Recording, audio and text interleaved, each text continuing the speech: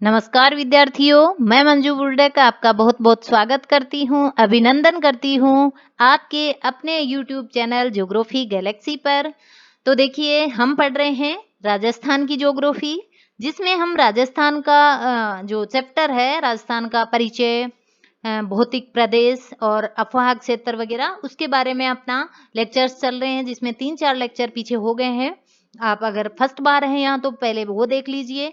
आज हम जिसको पढ़ने वाले हैं वो है राजस्थान का अफवाह तंत्र। ठीक है, राजस्थान का अफवाह तंत्र इस लेक्चर में होगा। देखिए, राजस्थान का मैप आपके सामने है। इसमें सबसे पहले आपको दिखाना चाहूंगी मैं इंदिरा गांधी नहर, जो कि राजस्थान के पश्चिम भाग में है। यह हनुमानगढ़ से प्रवेश करके ऐसे कुछ ये बह रही है जैसलमेर तक। ठीक है, जैसलमेर तक लाई गई है इंदिरा गांधी नहर। और इधर आप देखिए, बीच में जो राजस्थान का पश्चिमी और उत्तरी पश्चिमी वाला जो पार्ट है वो बिल्कुल खाली पड़ा है, यहाँ कोई नदी नहीं है। ठीक है, ये नदी विहीन है, यहाँ कोई नदी नहीं है। आगे देखिए आप, अरावली पर्वतमाला के बाद में स्टार्ट होती है नदियों का निकलना। तो यहाँ पर आपको सबसे उत्तर में देखिए, यहाँ सांबर झील दिख रही होगी आपको। ये अंतः पर्वतीय क्षेत्र, अंतः प्रवाह क्षेत्र है। ठीक है, यहाँ पर विभिन्न नदियां आकर इस ये सांबर झील जो बन रही है यहाँ पर गिरती है और बुझ जाती है, मतलब गायब हो जाती है।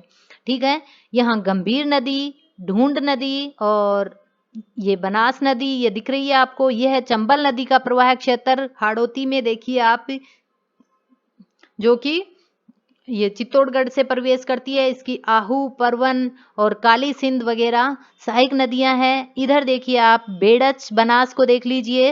और यहाँ डेभर झील है, यानी जयसमंद झील है यहाँ पर। और ये नीचे नीचे दक्षिण में माही नदी का जो प्रवाह क्षेत्र है वो है। ठीक है, और पश्चिम में देखिए आप, जो अजमेर से, नागपहाड़ से जो लूणी नदी निकलती है उसका प्रवाह क्षेत्र देख लीजिए। उसकी सहायक नदियां सूकड़ी, बांडी और ये सब हैं, खारी, जवाई वगैरह। और ये कच्छ की खाड़ी में, यानी गुजरात के बाद में ये कच्छ की खाड़ी में गिर जाती है। इस प्रकार ये है अपना अफवाह क्षेत्र। और आपको मैप में साफ साफ दिख रहा है यहाँ कोई नदी नहीं है। ठीक है, ये जो राजस्थान का पश्चिम वाला पार्ट है यहाँ कोई नदी नहीं है। यहाँ इंदिरा गांधी नहर लाई गई है। ठीक है, इंदिरा गांधी नहर लाई गई है, जो अपने देश की सबसे बड़ी नहर है। ठीक है, तो चलिए स्टार्ट करते हैं हम अपना टॉपिक, अफवाह तंत्र। राजस्थान का की जो अफवाह प्रणाली है वो अरावली पर्वतमाला से निर्धारित होती है। ठीक है, भारत की महान जल विभाजक रेखा इस राज्य में बहने वाली नदियों को 2 भागों में विभक्त कर रही है। ठीक है, भारत की अगर हम महान जल विभाजक रेखा देखें तो वो अपने राजस्थान राज्य के बीचों बीच गुजर रही है, अरावली पर्वतमाला के सहारे सहारे गुजर रही है, जो कि अपने राज्य का जो भाग क्षेत्र है, जो नदियां हैं, उसको 2 भागों में विभक्त कर रही है। ठीक है, ये जल विभाजक का जो पश्चिम का एरिया है वो दक्षिण भाग की ओर। ठीक है, पश्चिम और जो दक्षिण भाग की नदियां हैं वो तो सब की सब अरब सागर में गिर रही है। ठीक है, जैसे कि लूनी, पश्चिमी बनास, साबरमती और माही। ठीक है, अभी हमने देखा इनमें से कुछ को, और भी आगे देखेंगे।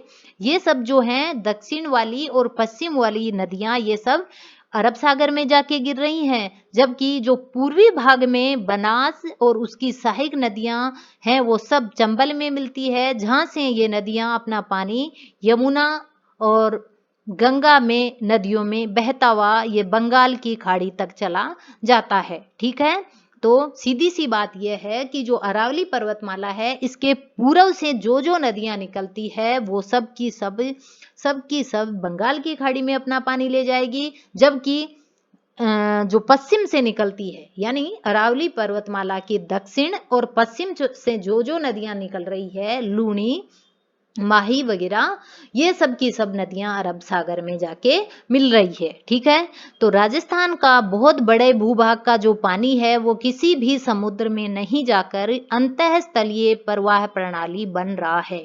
ठीक है, राजस्थान का बहुत बड़ा भू क्षेत्र ऐसा भी है जहाँ का पानी जो है वो किसी भी समुद्र में नहीं मिल रहा, जबकि वह अंतःस्थलीय प्रवाह प्रणाली के रूप में बन रहा है, यानी वो किसी भी बड़े जल स्रोत में अपना जल न डालकर वो विलुप्त हो जाता है बालू मिट्टी में। ठीक है, ये होता है अंतःस्थलीय प्रवाह प्रणाली। ठीक है, तो ये राजस्थान का काफी जो भूभाग है उसमें शामिल है अंतःस्थलीय प्रवाह प्रणाली में। ठीक है, ये मौसमी नदियां होती है जो कि मरुस्थलीय प्रदेश में ही विलुप्त हो जाती है।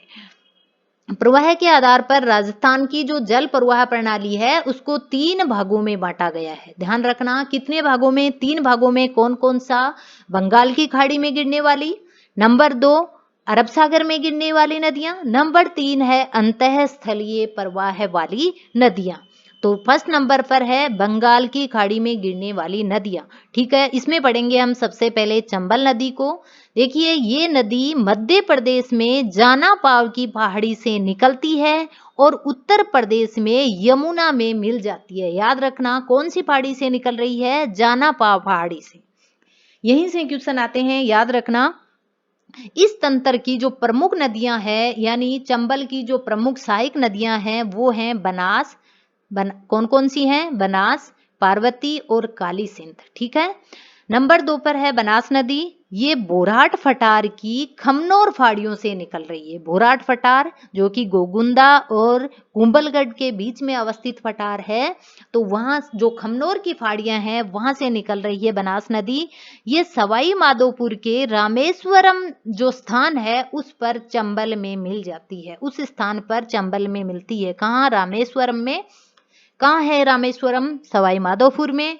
निकलती कहाँ है बनास नदी? कहाँ से है? बोराट फटार का जो खमनोर की फाड़ियां हैं वहां से। ठीक है, और इसकी सहायक नदियों की बात करें तो बेड़च, कोठियारी, खारी, मैनाल, बांडी, मानसी, ढूंढ और मोरेल। ध्यान रखना, बांडी नदी एक लूनी नदी की भी सहायक नदी है और यहाँ भी ये एक सहायक नदी के रूप में है।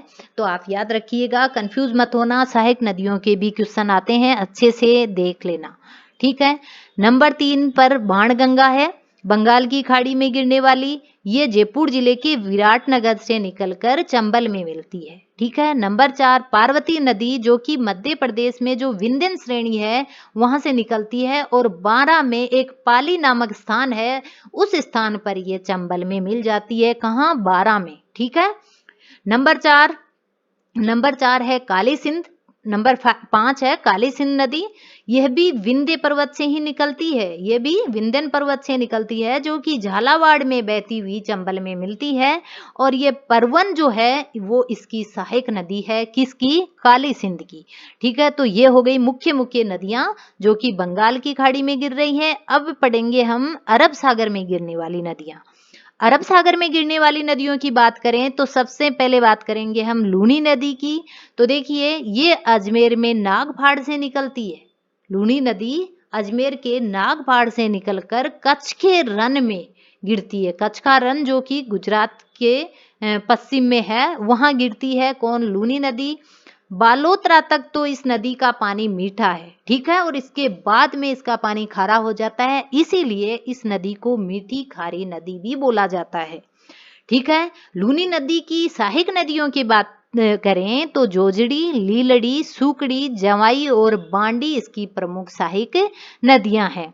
ठीक है, नंबर 2 पर अरब सागर में गिरने वाली माही नदी है। तो देखिए, माही नदी मध्य प्रदेश के अमझोर से निकलती है। याद रखना इन स्थानों के नाम। मध्य प्रदेश का अमझोर। ठीक है, यह राज्य में डूंगरपुर और बांसवाड़ा में बहती है। फिर आगे चलकर ये गुजरात में खंबात की खाड़ी में मिल जाती है, जबकि लूनी नदी कच्छ की खाड़ी में मिल रही थी। ठीक है, याद रखना, लूनी नदी कच्छ में, जबकि माही नदी खंबात की खाड़ी में मिल रही है। माही और उसकी सहायक नदियां कौन कौन? सोम और जाखम। ये तीनों नदियां मिलकर बहुत ज्यादा इंपॉर्टेंट है, याद रखना। कौन कौन? माही, सोम, जाखम, ये तीनों मिलती है। जहां पर ये मिलती है वहां त्रिवेणी संगम बनाती है और इसी संगम पर जो बेणेश्वर धाम है वो अवस्थित है। कौन कौन सी नदियां हैं? माही, सोम, जाखम। ठीक है, आदिवासियों का इस बेणेश्वर धाम को आदिवासियों का प्रमुख धार्मिक स्थल माना जाता है और बांसवाड़ा के निकट ये नदी जो है इस पर एक माही बजाज सागर बांध का निर्माण भी किया गया है। यह है माही नदी की मोटी मोटी बातें। नेक्स्ट है साबरमती नदी। तो ये नदी उदयपुर की पश्चिमी पहाड़ियों से निकलती है जो कि राजस्थान में मात्र 44 किलोमीटर, ठीक है, मात्र 44 किलोमीटर बहकर ये गुजरात में खंबात की खाड़ी में गिर जाती है। ठीक है। नेक्स्ट जो 3 नंबर है वो है अंतःस्थलीय प्रवाह नदी। तो अंतःस्थलीय प्रवाह वाली जो नदियां हैं वो राजस्थान राज्य में अनेक छोटी छोटी नदियां इस प्रकार की है जो कुछ ही दूरी तक बहकर रेत में विलीन हो जाती है। ठीक है, कौन सी है याद रखना, कांतली, साबी, काकनी और घग्गर। याद रखना बहुत ही अच्छे से इन चारों नदियों के नाम कौन कौन सी, कांतली, काकनी, घग्गर और साबी, ये 4 मुख्य नदियां हैं अंतःस्थलीय प्रवाह की। ठीक है, तो इन नदियों में बरसात आने पर ये कभी कभी बाढ़ का रूप भी ले लेती है। ठीक है, ये हो गई अपनी नदियां। नेक्स्ट कुछ झीलें दी गई है तो ये भी पढ़ लेते हैं हम साथ में ही। झीलें, राजस्थान की झीलों को भी 2 वर्गों में बांटकर पढ़ेंगे हम। 2 वर्गों में बांटा जाता है, कौन सी, एक तो खारी पानी की झील और दूसरी है मीठे पानी की झील। ठीक है, यहाँ से भी क्वेश्चन आते हैं आपको हर बार, हर एग्जाम में यहाँ से क्वेश्चन मिलेगा, तो ध्यान रखिएगा। खारे पानी की झीलों की बात करें तो पश्चिमी जो मरुस्थली वाला एरिया है या फिर अंतःस्थलीय प्रवाह वाला जो क्षेत्र है वहां पर पाई जाती है खारे पानी की झील। ठीक है, याद रखना, या तो पश्चिम मरुस्थलीय प्रदेश में या फिर अंतःस्थलीय प्रवाह वाले प्रदेश में। ये प्राकृतिक होती है, छिछली होती है यानी गहराई कम होती है। कौन सी है अब देखिएगा, एक तो सांबर जयपुर वाली, नंबर 2 डीडवाना नागौर वाली, पचभद्रा बाड़मेर वाली, लूणकरणसर बीकानेर और कुचामन नागौर वाली, ये मुख्य खारे पानी की नदियां हैं। ठीक है, झीलें, सॉरी क्या बोल दिया मैंने, नदियां, नदियां नहीं झीलें। ठीक है, ये कौन है, झीलें हैं, झीलों के बारे में चर्चा कर रहे हैं। अधिकतर जिलों में व्यावसायिक स्तर पर नमक का उत्पादन किया जा रहा है। जो हम देख रहे हैं उनमें से अधिकतर में व्यावसायिक स्तर पर नमक का उत्पादन किया जा रहा है। सांबर भारत की सबसे बड़ी खारे पानी की झील है। याद रखना, यहाँ बात हो रही है इंडिया लेवल की। ठीक है, ये राजस्थान की ही नहीं, पूरे भारत देश की सबसे बड़ी खारे पानी की झील है कौन, सांबर। ठीक है, 100 जो कि लगभग 145 वर्ग किलोमीटर क्षेत्र में फैली हुई है, जिसकी 32 किलोमीटर लंबाई और 12 किलोमीटर चौड़ाई है। ये हो गई खारे पानी की झीलों के बारे में चर्चा। अब करेंगे हम मीठे पानी की झीलों के बारे में बातें। ठीक है, नंबर 2 पर कौन है, मीठे पानी की झीलें। तो देखिए, इन झीलों का पेयजल और सिंचाई के लिए प्रयोग होता है। ठीक है, जो हम पीते हैं, जो अपनी फसलों को देते हैं, वो मीठा पानी जरूरी है, इसलिए इन झीलों का जो पानी होता है पेयजल और सिंचाई में काम आता है। कौन कौन सी झीलें हैं देखिएगा, जयसमंद उदयपुर, राजसमंद पुष्कर अजमेर, सिलीसेड अलवर, रामगढ़ जयपुर, कोलायत बीकानेर। याद रखना इस कोलायत को, बीकानेर, नक्की जो कि माउंट आबू में है, कायलाना जोधपुर। ठीक है, कोलायत और कायलाना आपको कंफ्यूज कर सकती है और यहाँ से ही ऑप्शन में होते हैं ये ऑप्शन, या तो कोलायत या कायलाना आपको ऑप्शन में जरूर मिलेंगे या दोनों भी मिल जाएंगे, यहाँ से कंफ्यूज मत होना। कोलायत जो है वो बीकानेर में है, ठीक है, और कायलाना जोधपुर में है, दोनों ही मीठे पानी की झीलें हैं। ठीक है, और कई बांध भी बनाए गए हैं इन नदियों को रोक कर राजस्थान में। ठीक है, तो जयसमंद जो है इसके बारे में थोड़ा अच्छे से देखिएगा, यहाँ से क्वेश्चन आ सकता है। जयसमंद जिसे सबसे पहले तो इसको डेभर झील भी कहते हैं, ये याद रखना। ठीक है, डेभर झील भी बोला जाता है जयसमंद को। राजस्थान की मीठे पानी की सबसे बड़ी झील है, कौन सी, जयसमंद, याद रखना। ठीक है, तो ये हो गई मीठी और खारी दोनों प्रकार की झीलें। अब आगे कुछ महत्वपूर्ण बिंदु दिए गए हैं, ये देख लीजिएगा आप। ठीक है, क्योंकि यहाँ से क्वेश्चन बनते हैं। क्षेत्रफल की बात हो रही है, राजस्थान सबसे बड़ा है। भू आकृतिक दृष्टि से 4 प्रदेशों में बांट रखा है इसको, और 57.8% भूभाग पर 30% जनसंख्या निवास करती है पश्चिमी मरुस्थलीय प्रदेश में। तो पश्चिमी मरुस्थलीय प्रदेश का फैलाव कितना है? 57.8%, और वहां जनसंख्या कितनी निवास कर रही है? 30%। ठीक है। अरावली पर्वत की बात करें तो इसकी जो राजस्थान में लंबाई है वो 550 किलोमीटर है। गुरु शिखर जो है वो सिरोही में सबसे ऊंची चोटी है अरावली की। ठीक है। और राजस्थान के पूर्वी मैदान और बनास बेसिन और छप्पन का मैदान जो शामिल किए गए हैं पूर्वी मैदान में, कौन कौन? एक तो बनास का बेसिन और एक छप्पन का मैदान। ठीक है। नदियों की बात करें तो बांसवाड़ा को बहुत सारी नदियां होने के कारण 100 टापुओं का क्षेत्र कहा गया है। राजस्थान का जो दक्षिणी पूर्वी पठार है वो हाड़ौती के नाम से विख्यात है। अफवाह प्रणाली अरावली पर्वतमाला से निर्धारित होती है। ठीक है। मैंने बार बार इसका जिक्र किया है पाठ में। ठीक है। अरावली पर्वतमाला एक जल विभाजक रेखा बनाती है। ठीक है। लगभग आधा क्षेत्र जो है राज्य का वो अंतःस्थलीय प्रवाह प्रणाली के रूप में आ रहा है। ये कुछ मुख्य बिंदु थे। ठीक है। कुछ और भी हैं, देखिएगा। माही सोम जाखम जो है वो आदिवासियों का बेणेश्वर मेला लगता है इन तीनों नदियों के संगम पर। और कांतली, साबी, काकनी, घग्गर ये चारों नदियां हैं अंतःस्थलीय प्रवाह वाली। सांबर, डीडवाना, पचभद्रा, लूणकरण और कुचामन जो नदी झीलें हैं वो है खारे पानी की झील। ठीक है। तो इन सबको आप अच्छे से पढ़िएगा। वीडियो को रोक के देख लो आप अच्छे से बार बार, या 2-3 बार वीडियो को सुन लो आप। बहुत अच्छे से आपके क्लियर हो जाएगा। राजस्थान वाला पार्ट काफी इंटरेस्टिंग है ये वैसे।